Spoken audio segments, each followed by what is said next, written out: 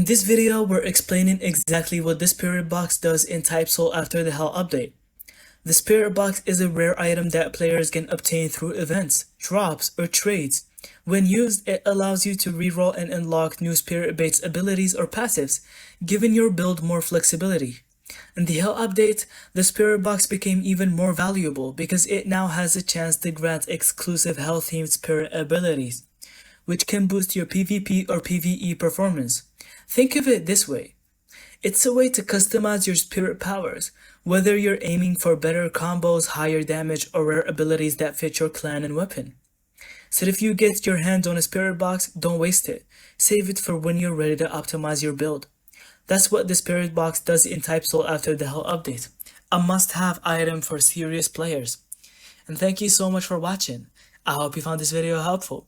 Don't forget to leave us your thoughts in the comments and subscribe for more videos like this.